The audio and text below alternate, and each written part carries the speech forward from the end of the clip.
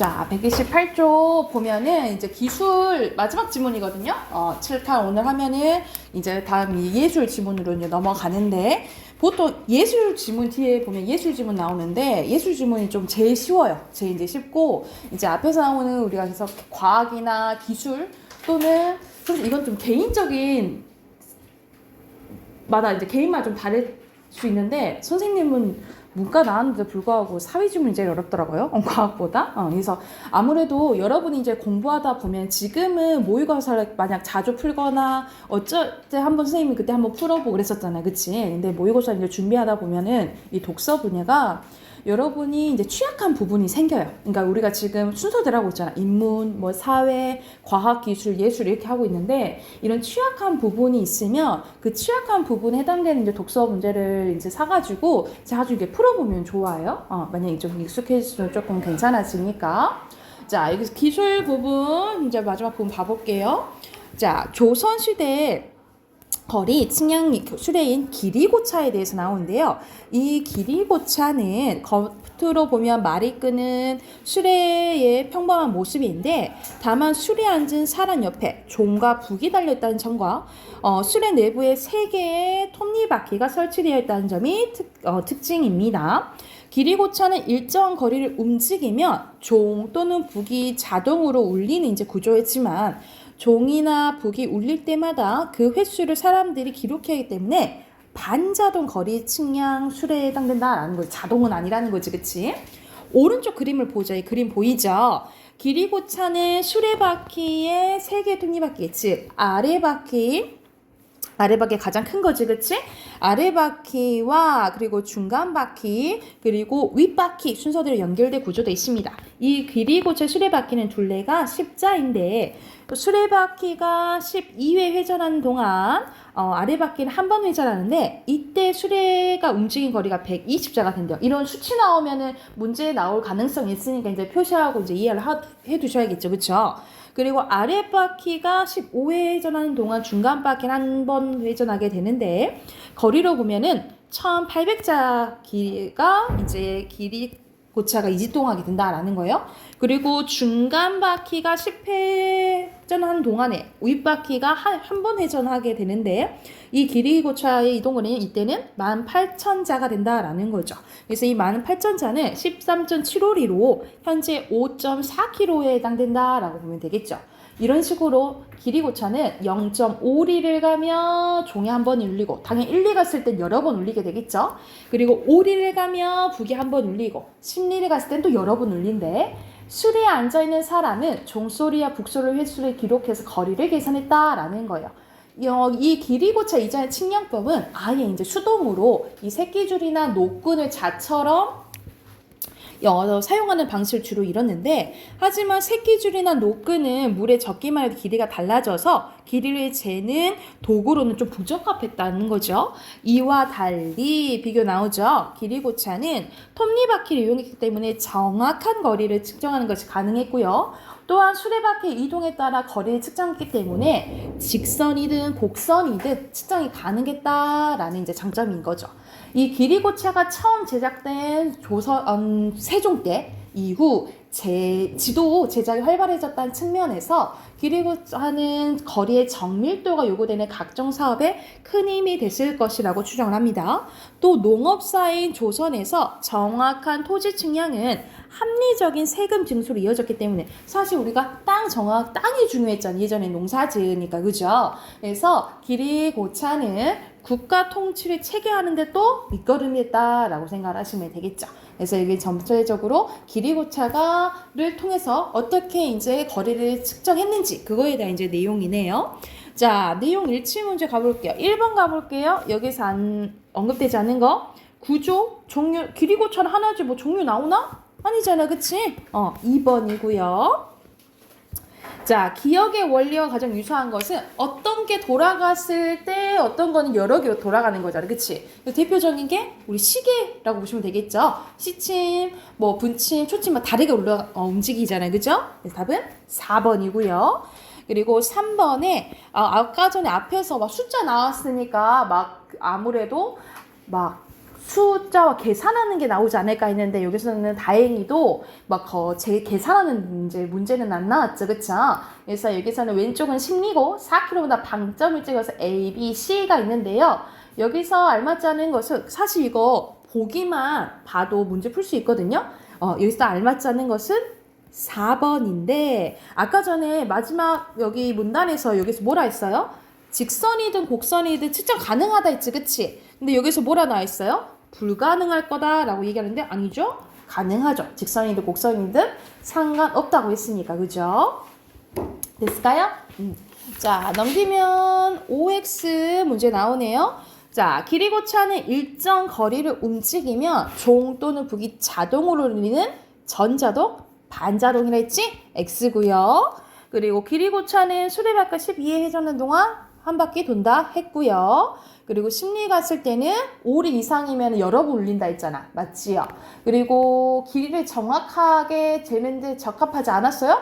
적합하다 했잖아. 그지? X죠. 그리고 도움 많이 됐다 했죠. 옵니다. 자, 밑에는 빈칸이네요. 자, 순서대로 120 그리고 15고요. 그리고 윗바퀴 넣으시면 되겠죠. 그리고 3번에 지도, 토지, 세금, 밑거름입니다. 됐나요? 자, 밑에 어휘 봐볼게요. 순서대로 층, 양, 측, 정, 층, 면이고요. 자, 여기서도 이거 저번에 한번 했던 것 같은데 우리가 사이소리 현상, 사이순연제에 대해서 얘기를 했어. 여기 보면은 자, 순 우리말과 순 우리말 또는 순 우리말과 한자어로 된 합성어에서 자, 앞말의 영향을 받은 뒷말이 된 소리가 나거나 또는 니은 소리가 나거나 니은 소리가 덧나면 사이시옷이 들어간다라고 했어요. 자, 그런데 한자어 플러스 한자어는 사이시옷이 원래 안 들어가. 그런데 예외가 있다 했지. 그래서 이것도 외우라고 했어요. 숫자, 횟수, 셋반, 곡간, 택간, 착간은 예외적으로 사이시옷이 들어간다라고 외워두시면 돼요. 그래서 그럼 답은 여기서 뭐겠어? 횟수겠죠. 횟수. 그러니까 수, 내 뒤에 된 소리가 나잖아. 된 소리를 나타내기 위해서 사이시옷이 들어갔다라고 보시면 되겠죠. 됐을까요? 자, 그리고 넘겨서 132쪽 갑니다. 132쪽에 여기서는 이제 초고층 건물 구조에 대해서 나왔는데 이 대표적인 이제 모의고사 지문 여기서는 다 선생님 모의고사 지문이라 했잖아. 이런 것들은 이제 우리가 익숙치 않은 단어들이 나오니까 무엇이 무엇을 뜻하는지를 잘 보셔야겠죠. 자, 봐보자. 초고층 건물은 높이가 200m 이상이거나 50층 이상의 건물이 얘기를 하는데요. 이런 초고층 건물을 지을 때는 건물에 작용하는 힘을 고려를 해야 됩니다. 건물에 작용하는 힘에는 수직하중이랑 수평하중이 있는데 수직하중은 말 그대로 건물 자체 무게로 인해 땅 표면에서 수직 방향으로 위에서 아래로 생각하면 되겠죠? 작용하는 힘이고 수평하중은 바람이나 지진 등에 의해 건물의 가로 방향으로 작용하는 힘이라고 생각을 하시면 되겠죠. 그래서 수직하중을 견디기 위해서 고안된 가장 단순한 구조는 첫 번째 보호기둥 구조인데요. 보호기둥 구조는 기둥과 기둥 사이를 가로지르는 수평 구조면 볼을 설치하고 그러니까 가로 설치하는 거 있죠? 볼을 설치하고 그 위에 바닥판을 놓는 구조를 얘기합니다. 그래서 보호기둥 구조에서 설치된 보의 두께만큼 당연히 이렇게 두꺼운 만큼 건물에 올릴 수 있는 높이가 높아지지만 바닥판에 작용하는 하중이 기둥에 집중하지 않고 보에 의해서 분산되기 때문에 이 수직 하중을 잘 견딜 수 있다라는 거죠. 근데 위에서 아래 방향으로 작용하는 수직 하중과 달리 수평 하중은 사방에서 작용하는 힘이기 때문에 초고층 건물의 안전에 미치는 영향이 수직 하중보다 훨씬 더 크대요. 그래서 수평하중은 초고층 건물의 안전을 위협한 주요 원인인데 왜냐면 바람은 건물에 작용하는 수평하중이 90% 이상 차지하기 때문이에요. 그래서 우리 생각해봐. 바람은 위로 갈수록 더 엄청 세게 불겠죠. 그쵸? 그러니까는 이제 더 맨 위에 있을수록 위험한 거지. 그거를 이제 어떻게 힘을 맞추냐. 이게 이제 중요하다 이 말이야. 그래서 특히 건물이 많은 도심에서는 넓은 공간에서 좁은 공간으로 바람이 들어오면서 풍속이 빨라지는 현상이 발생해서 건물에 작용하는 수평하중을 더 크게 만드는데요. 이런 식으로 이 바람이 의한 공명 현상이 발생하면 건물이 매우 크게 흔들 수 있기 때문에 건물의 안전이 이제 위협된다라고 보시면 되겠죠.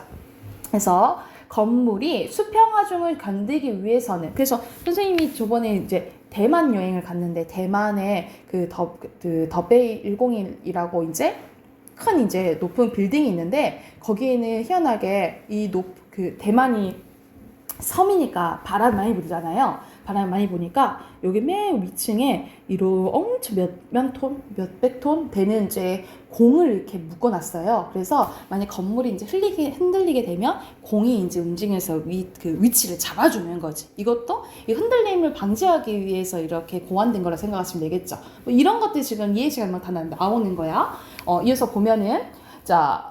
다시 이 문답 봐보자. 건물이 수평하중을 견디기 위해서는 기본적으로 뼈대를 해당하는 보와 기둥을 아주 단단하게 붙여야 되지만 이 초고층 건물의 경우 이것만으로도 견디기 힘들다는 거죠. 그래서 이걸 보완하기 위해서 나온 게 뭐야? 코어 구조인데 그래서 코어 그림 보이죠? 그죠? 코어는 빈 파이프 모양의 철골 콘크리트 구조물을 건물 중앙에 이렇게 세운 것으로 코어에 건물의 보호와 기둥들을 강하게 접합합니다. 이렇게 하면 외부에서 작용하는 수평하중에도 불구하고 코어로 인해 건물이 크게 흔들리지 않게 된대요. 그런데 초고층 건물은 그 높이가 높아질수록 수평하중도 커지고 그에 따라 코어 크기도 당연히 커져야겠지, 그치? 근데 코어 구조는 가운데 빈 공간이 있어서 공간 효율성이 떨어지기 때문에 현대의 초고층 건물에는 이 코어에 승강기나 화장실, 계단, 수도, 파이프 같은 시설을 설치하는 경우가 많다라는 거지. 이 공간을 활용하기 위해서. 그런데 이 초고층 건물의 높이가 높아지면 코어만으로는 부족하다 이 말이야. 그래서 또 고안된 게 아웃리거 벨트, 여기 나오죠. 아웃리거와 벨트 트러스 나오죠. 이 아웃리거 벨트 트러스 구조라고 보시면 됩니다. 자, 오른쪽에 133쪽 가서 더 보면 아웃리거 벨트 트러스는 구조에서 벨트 트러스는 철골을 사용하여 건물의 외부 기둥들을 삼각형 구조의 트러스로 짜서 벨트처럼 이제 둘러싼 거래요. 그래서 이 수평하중을 더 지탱해주는 이제 역할을 하는 거죠.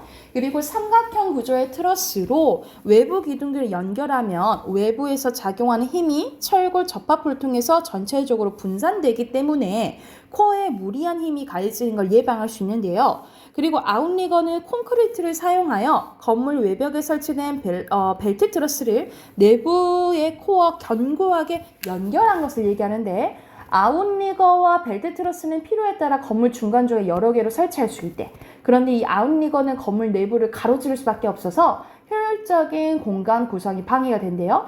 이러한 단점을 이제 극복하기 위해서 아웃리거를 기계 설비층에 설치하거나 층과 층 사이 그리고 위층 바닥과 천장 아래층 천장 사이에 설치하기도 하는 게 이 아웃리거다라고 생각하시면 되겠죠? 그래서 여기서는 구조가 크게 세 가지 나오잖아요. 보완하는 그 구조라고 생각하시면 되겠죠?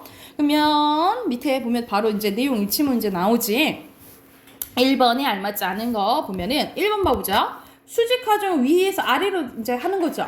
수평하중과 달리 사방에서 가해지는 거예요. 오히려 수평이잖아. 두 개 바뀌었네, 그지? 바로 1번이네요. 1번이고요.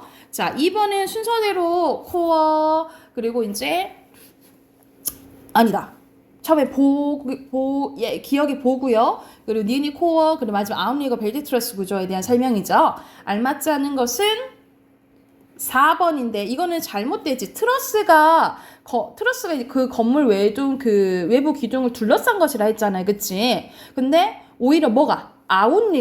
아웃리거가 이 벨트 트러스의 내부 코어와 견고하게 하는 거죠. 트러스가 아니라 오히려 아웃리거예요. 이렇게 보시면 되고. 자, 3번이 어휘 문제지. 선생님이 이거 아까 이제 말하면서 해준다는 걸 깜빡했다. 이런 어휘 문제는요, 선생님이랑 같이 봤을 땐 이거 지금 바로바로 보잖아. 근데 지문 봤을 때 시간 단축하는 방법은 지문 봤을 때 바로 뭐 A, B, C, D 이렇게 단어가 나오잖아요. 그럼 바로바로 확인해서 문제 푸세요. 그러면 시간 단축할 수 있어요. 그래서 이 문제 원래 바로 풀어도 되는데 알맞지 않은 것은 4번이죠. 여러분 지탱은 오래 버티거나 배겨내는 걸 얘기하잖아. 보존하는 것은 오히려 유지에 대한 의미라고 보시면 돼요. 됐을까요? 넘어가 되겠어요? 자, 넘겨서 빈칸 넣어볼게요. 1문단에 들어갈 거 200m. 그 다음에 1문단에 200m. 2문단에는 바닥판, 그리고 수직, 하중이고요. 그리고 3문단에 바람, 4문단에 파이프고요. 그리고 5문단에 철, 골, 그리고 수평, 하, 중, 마지막에 코어입니다.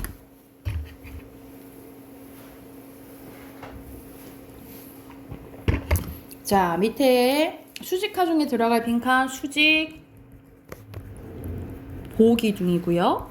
그리고 수평하 중에 들어갈 거 가로 코어예요. 됐나요? 자, 여기서 오른쪽에 보면은 초고층의 같은 방식으로 구성된 단어 이해로 알맞은 거, 우리 문법 시간에 그거 배웠잖아요. 접사와 어근 배웠던 거 기억나지, 그치? 여기서 초는 접사거든요. 접두사 붙은 거야. 그러면 고로 이 초고층은 파생어라는 걸 알 수 있겠죠. 그래서 파생어면 O 아니면 X치라 이 말이야. 요술 쟁이가 접사예요. 파생어 맞고요. 그리고 여기서는 지우개 빠졌지. 지우개도 사실 원래는 파생어 맞아요. 풋잠, 여기서는 풋잠도 파생어 맞고요.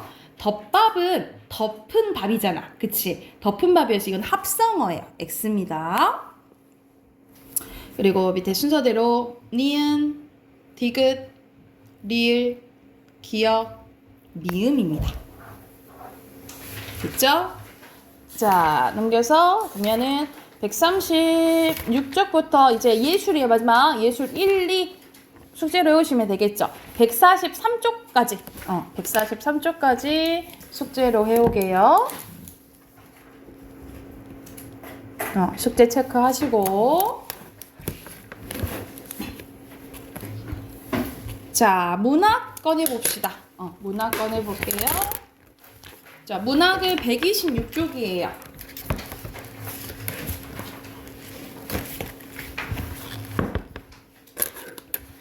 자, 여기서는 김수영의 눈이라는 이제 작품이거든요. 우리가 김수영 이제 시인 보면은 옆에 활동한 시기가 봐봐. 8년도에 이제 돌아가셨잖아요. 그쵸? 그래서 60년대의 현실에 대해서 참여하는 시를 많이 쓴 사람을 생각하시면 돼요. 우리가 60년대 시작하면은 뭐 생각하면 되냐면, 뭐가 시작하면 독재정권. 그러니까 말 그대로 민주주의에 반하는 이제 정치를 하게 된단 말이죠. 그래서, 자유, 민주주의 이거에 대해서 많이 이야기한 시인이라고 보시면 돼요. 그래서 이 잠깐 보기를 보고 시를 한번 봐볼게요. 2번 잠깐 봐보자. 2번.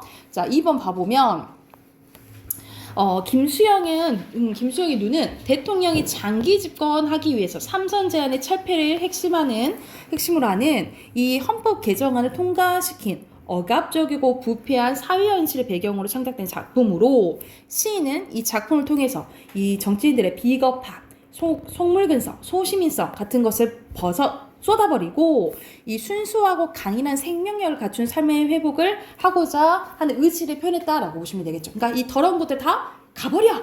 이거에 대해서 얘기한 시라고 생각하시면 되겠죠. 그러면 이제 내용 봐볼게요. 자, 눈인데 우리가 눈은 새하얗잖아. 그치? 그래서 여기서는 눈은 여기서 긍정적인 거예요. 눈은 살아있다. 고로 하얗잖아요.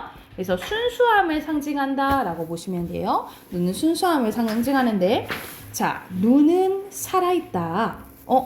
떨어진 눈은 살아있다. 그리고 마당 위에 떨어진 눈은 살아있대요. 점점점 강조되죠. 그치? 그래서 여기서는 점점 커지는 것을 점층법이라 하거든요. 그래서 여기서는 점층적 반복을 통해서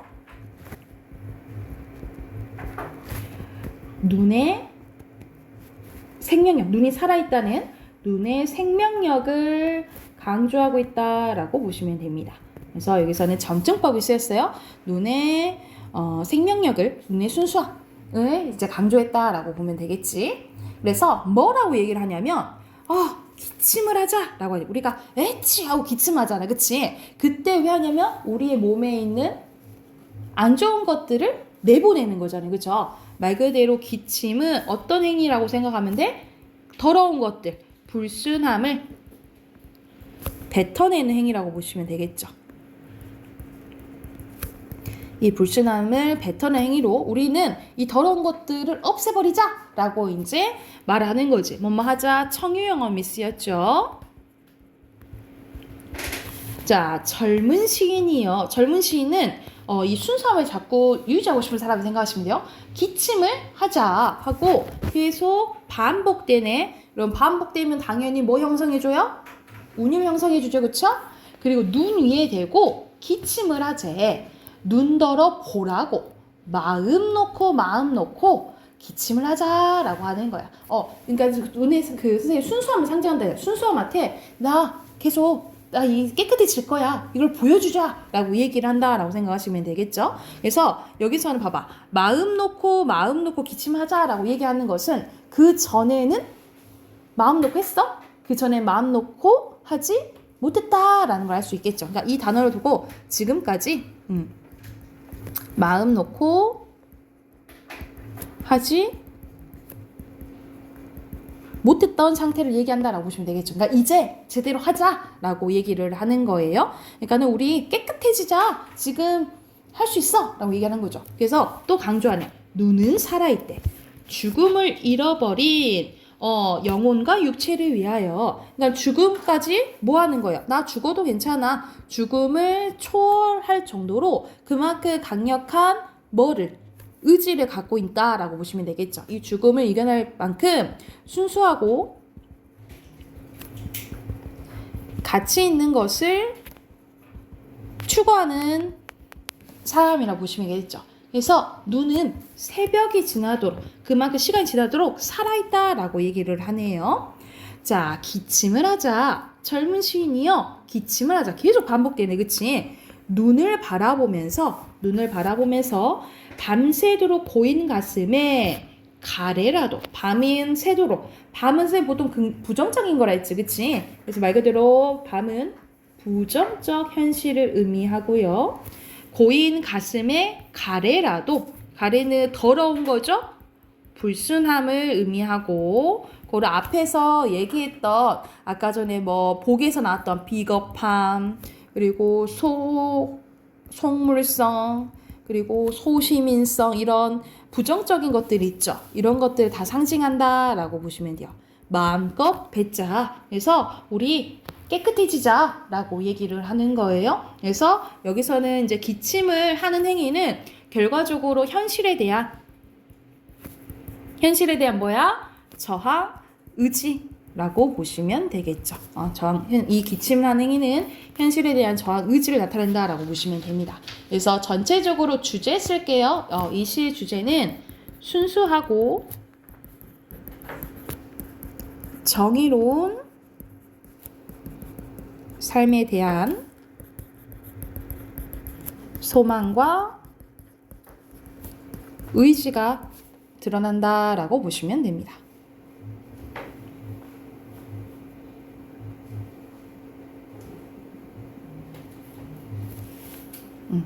썼으면 127쪽, 128쪽 문제 풀어보세요.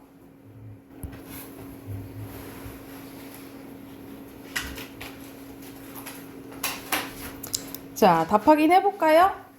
여기 1번부터 한번 봐볼게요. 여기서 화자에 대한 설명이 적절한 거네요. 여기서 화자는 다시 깨끗해지기를 원하는 거지, 그치? 그래서 답은 3번이죠. 바람직한 사. 깨끗해지 그걸 이제 회복하고 싶은 거죠. 자, 2번에 알맞지 않은 거. 여기 선생님이 시어에 대한 의미 다 얘기해 줬잖아요. 그치? 알맞지 않은 것은 3번입니다. 젊은 시선이 긍정적인 거, 이 회복성을 추구하는 이라고 생각을 하시면 돼요. 순수함을 추구하는 존재, 긍정적인 거예요. 그리고 3번에 계속 반복되죠. 그리고 청유형음이 뭐뭐 하자 나오잖아. 그리고 점층 나오죠. 공간과 이야기 안 했잖아. 그지? 답 3번이고요. 그리고 뒤로 넘겨서 빈칸 채워봅시다. 1번에 눈 뭐냐? 1번에 눈, 그리고 여기서 가래고요. 그 다음 밑에 정화, 순수입니다. 다시 깨끗해지려는 거 정화 쓰시면 돼요. 그럴 때 청유, 반보, 그리고 여러분 빈칸은 운율이죠? 운율. 그리고 젊은 시인은 순수함을 지키고자 하는 존재입니다. 그리고 스스로 의지를 다지는 화자 자신이라고 보시면 되겠죠. 마지막 빈칸 의지입니다. 됐을까요? 넘어가 되겠어요? 자, 문법 숙제 있었죠? 답 확인해 봅시다. 73쪽 펴시면 돼요.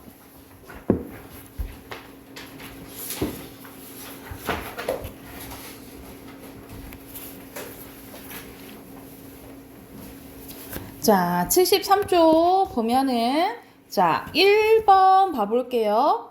1번 봐볼게. 자, 해볼게요. 1번에 유의관계는 비슷한 관계라 이제 완전 똑같지는 않고, 그리고 모든 문맥에서 바꿔줄 수 없다고 했어요. 그쵸? 그리고 실제 언어상에서 동의관계 발견하기 어렵다 했지, 그지? 그리고 단어에 따라서 달라질 수 있고요. 오해요. 자, 얼굴나 비슷하잖아. 유의관계, 참, 거짓은 반의관계죠. 자, 유의관계는 비슷한 거 고르는 거예요. 기역, 니은입니다. 그리고 잠옷을 벗었다. 이거는 맞게끔 고치셔야 돼요. 반대로 입었다. 벗으세요의 반대 쓰세요. 벗었다의 반대 졌다. 라고 보시면 되겠죠. 그리고 밑에 유의관계, 반의관계, 그리고 유의어, 그리고 반의어입니다. 됐나요? 자, 넘겨서 74쪽 갈게요. 여기서는 빨갛다, 붉다, 비슷하지? 유의관계에 대한 설명이네요. 그쵸? 적절한 것은 1번이죠. 비슷한 거니까. 그리고 2번 가볼게요. 2번에 유의어에 대한 설명이네. 자, 그렇기 때문에 글을 쓸 때 여러 가지 유의어를 활용하면 유의어가 있으면 좀 더 풍부하게 이제 다양한 표현을 할 수 있다라고 했죠. 5번이고요. 자, 여기서는 즐겁다, 유의, 반의, 그리고 유의, 고등어 시금치는 뭐야? 아니, 관계없잖아. 이상하잖아. 그치? 답 2번이고요. 자, 4번 가볼게요. 덜어, 간호, 비슷한 유의관계죠. 유의관계 고르면 3번이고요.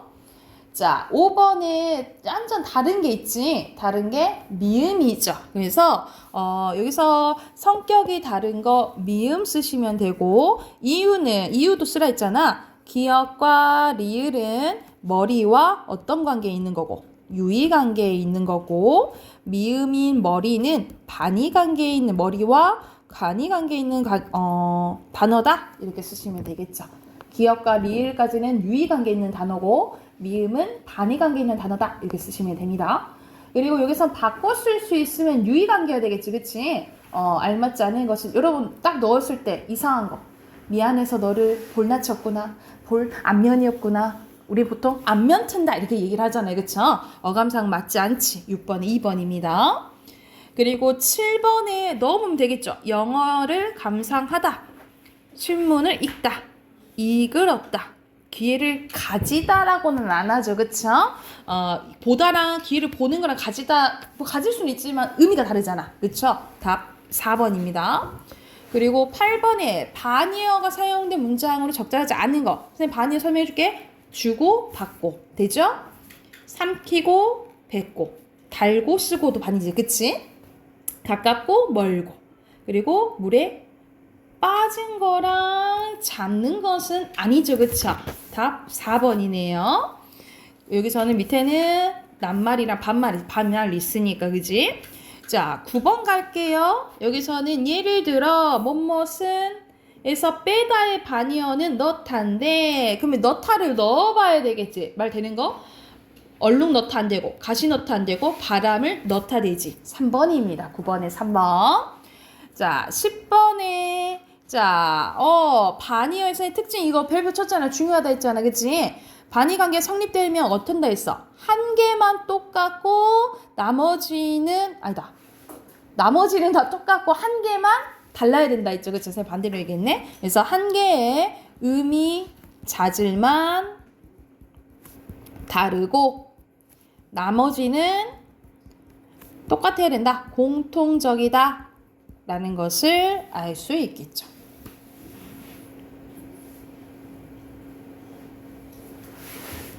됐을까요? 자, 11번 갑니다. 의미관계 다른 거 반이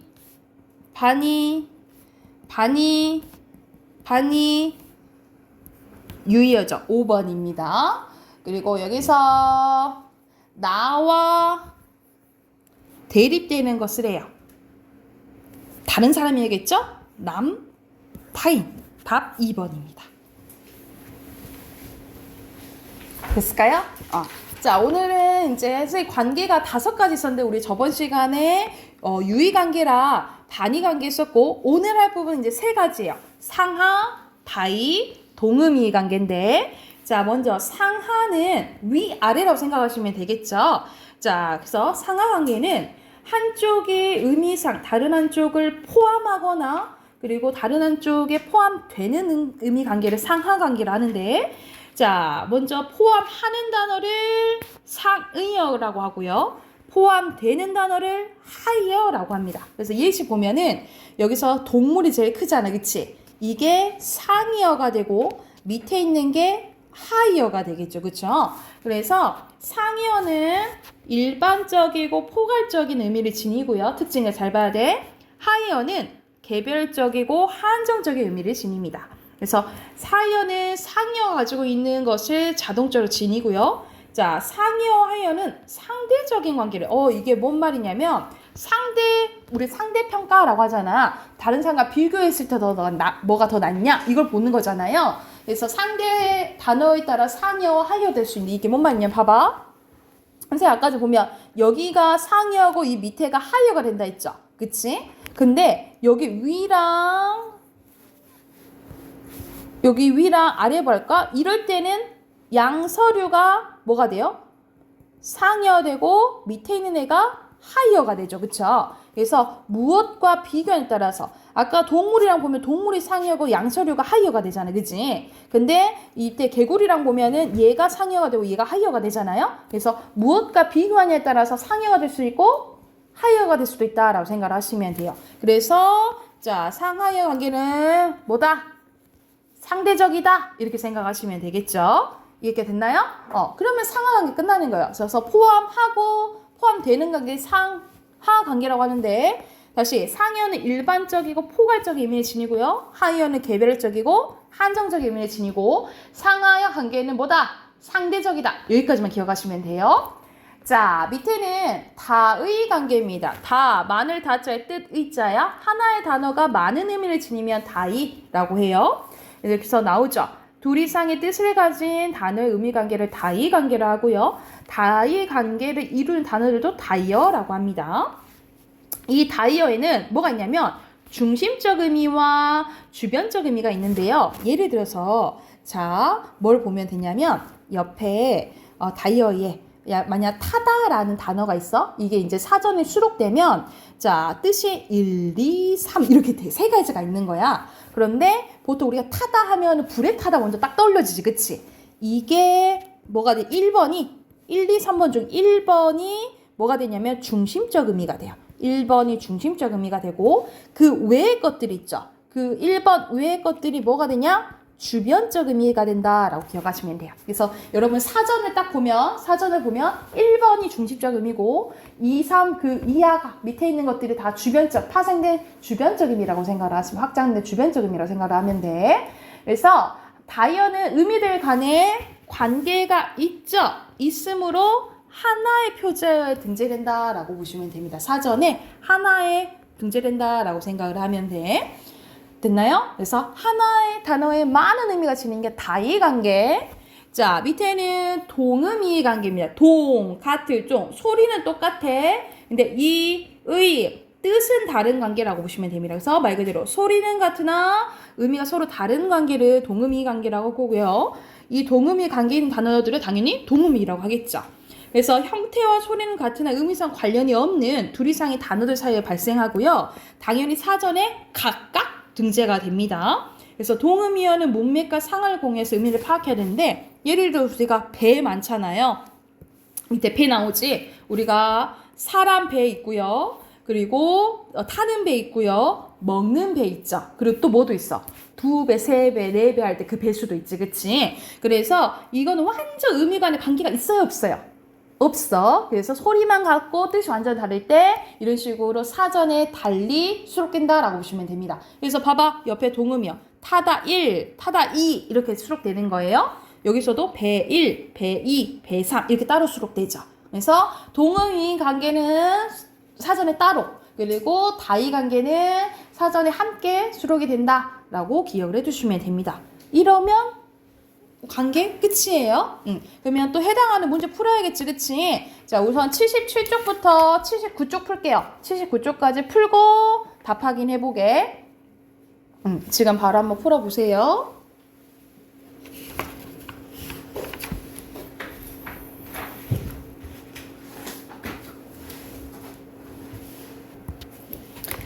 자, 그래도 79쪽까지는 다 풀었잖아요. 그죠?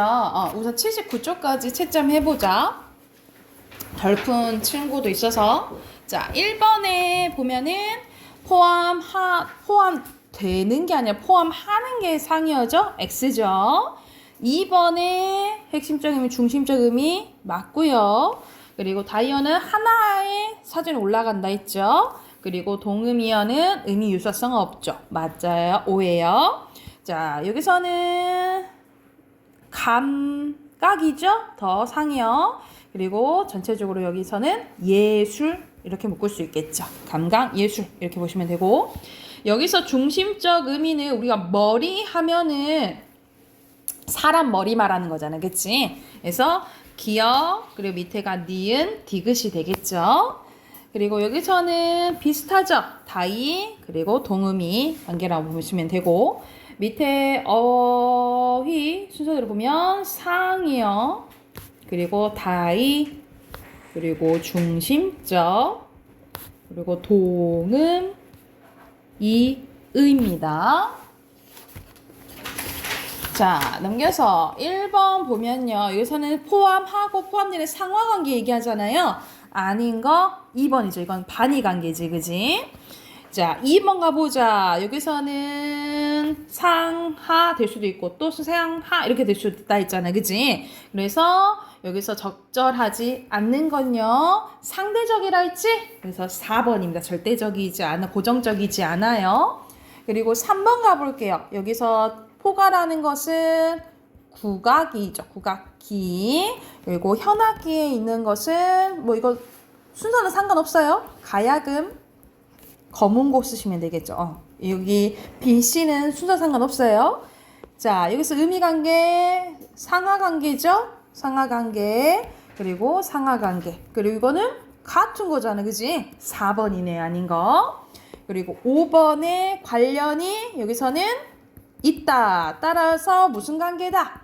다이 관계다. 이렇게 보시면 되고요. 자, 6번 가보자. 여기서는 사람 배네. 여기서는 사람 배에 비슷한 것은 몇 번입니까? 딱 봐오네. 4번이죠. 그죠?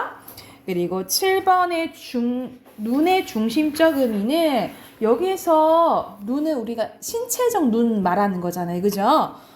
내리는 눈은 아니죠. 그지? 신체적 눈 하면 2번이 되겠지. 이게 중심적 의미.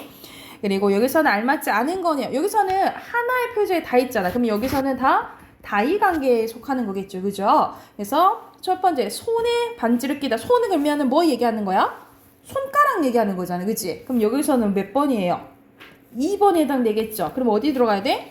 니은에 들어가야 돼. 1번부터 잘못됐네. 8번에 1번입니다. 9번 가볼게요. 9번에 기역과 니은 관계, 다이 관계에 해당되는 것은 그러면은 연관이 있어야 된다는 거죠. 여기서 이풀과 이풀은 다르지, 그치? 밥을 짓고 뭔가 만들다는 의미죠. 2번이네요. 비슷해야 되니까. 그리고 10번에 오늘은 날이 좋군요. 날씨 같은 걸 좋아하는 거죠. 말하는 거잖아요. 그치? 그리고 여기서 날은 칼날할 때 그 날이죠. 그죠? 그러면 여기서는 이거는 의미 관계가 있어? 의미 관계가 없지. 그러면 동의 관계라 되겠죠? 그러면 동음이면 뭐야? 사전에 따로 실려야 되겠지? 적절한 거 3번입니다. 그리고 11번에 비행기를 타다. 동음, 의미가 관련이 없어야 돼. 그치? 동음이는 다음 4번이 되겠죠. 여기가 됐을까요? 근데 보니까 83쪽까지 푼 친구 있고 덜 푼 친구 있거든요. 그래서 83쪽까지 체크. 안 푼 사람은 83쪽까지 풀어오게요.